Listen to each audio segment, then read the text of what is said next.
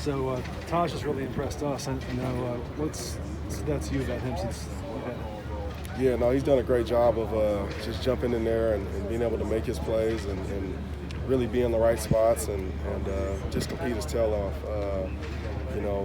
Very fast, quick, unique skill set. Obviously, he has some play experience and some play history, so we're excited to have him a part of the group and we're going to find ways to utilize him and to get him involved. Do you recall when he came on the radar, when the recruiting guys were ever mentioned, hey, we got this guy from Memphis? Yeah, I mean, I honestly don't remember exactly. I just, because there are so many guys that enter in and out of that portal every day. And obviously, they try to send me as many receivers as they can. But I do remember it was early. He had just kind of got in.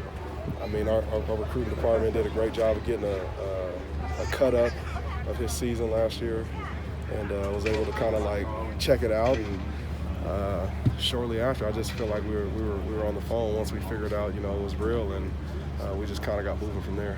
And then seeing him in person, anything surprised you based on what you had seen on film versus seeing him out live? No, I wouldn't say anything surprising me. You know what I mean? It's just it's finally good to be able to work with him and kind of put some hands on him and just be able to refine some things and just kind of help him learn our offense and little nuances within the offense. So really that's just what this process of this camp is about for everybody. Really, it's just the repetition and it's giving these guys an opportunity to put their best foot forward, and then we'll make decisions later in camp and closer to the season. You talk about your two freshman receivers, Michael Jackson and Manjack. One came in the spring, one showed up in the summer. What's allowed them just to step up and be part of that rotation? Look like they've been veterans out here. Yeah, those guys are they're talented players, first of all. We knew that from an evaluation standpoint. Obviously, we're going to recruit guys that we know and feel that can come in here and compete and play. And they've done a great job of being in the playbook and learning and understanding what to do. Because at the end of the day, like if you don't know what to do when you get out there, it's hard for us to leave you out there. But those guys are really, really smart. They spend a lot of time in the book. They spend a lot of time with the quarterbacks. They ask a lot of great questions. So we're comfortable with getting them out there, getting them their experience. So they've been having a good camp so far, and we'll continue to grow them and excited about their futures here at USC. Was there any part of their game that actually surprised you that you weren't aware of? Not really. Again, we recognize all these things in recruiting. That's what we do. We figure how these guys are going to work within our systems, and everybody's different, obviously, right? People have different skill sets, different strengths, different areas of growth. So, with those guys, at the end of the day, like they are who we thought they were, and they're continuing to develop and grow, and we think they're going to be really good players for us. With Manjack, it seems like it was clearly overlooked during the recruiting process. What did you guys see that maybe others didn't? We saw him being a playmaker. Just go watch his tape. You know what I'm saying? It's not that hard. Like, watch his tape. He's making plays. He's playing quarterback. He's playing receiver. It's literally not that hard. People get caught up in stars and all kind of stuff, but if you literally just watch and evaluate a player, and you see the plays that he's making. You see him making contested catches. You see him making run after the catch. You see him playing quarterback and running with the ball in his hand. Honestly, it was really an easy evaluation for us. But that's what we do as coaches. We go evaluate talent and we go sign them. How much do you think that experience of him playing quarterback has helped him kind of pick things up quickly? It seemed like he's been playing out of multiple spots. Yeah, it just shows you how smart he is, and that's another thing for us. Obviously, with the COVID recruiting last year, not being able to get out and physically see him, and him honestly be able to come here, that was a thing that was very high on our list for him, is the fact that he does play quarterback. So we're like, okay, this dude must be smart. You know what I'm saying? He must be have some awareness to him. He must be have some field savvy to him. So, and just talking football with him, early on in recruiting through Zoom and stuff like that, you can tell that he was sharp.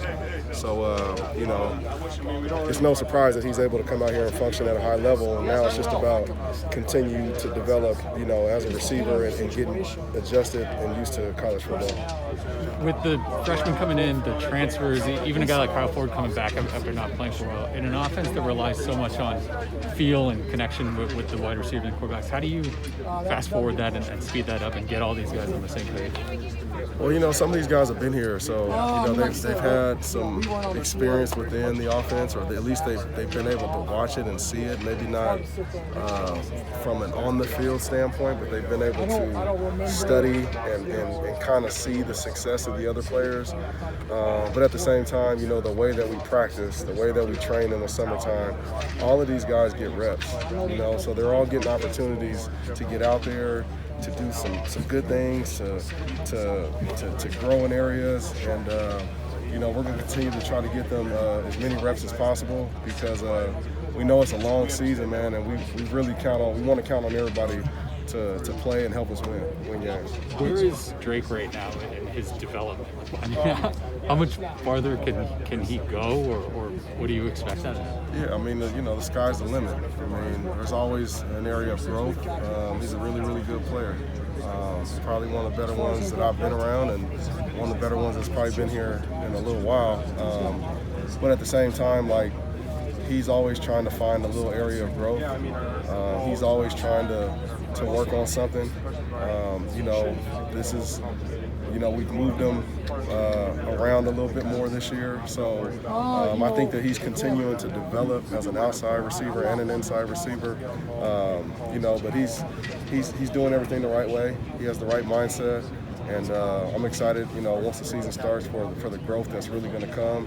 And we've seen it, through spring and through first few practices. But at the end of the day, it's show and tell when the season starts, and we get out there in September. And I look forward to, the product that we're going to put out there, once September comes. And then getting Kyle back here, what does he do for you guys? He brings some physicality to us. Brings some size, brings great ability to catch the ball and play with the ball in his hand. Physical, blocker, run game, pass game, does it all, complete player. You know what I mean? So we're excited to get him going, and with continued practices and reps, I just think, the sky's going to be the limit for him. And we were joking earlier because he was just saying how this is the first time he's been tackled in a couple years. So, there's still some stuff, to work through.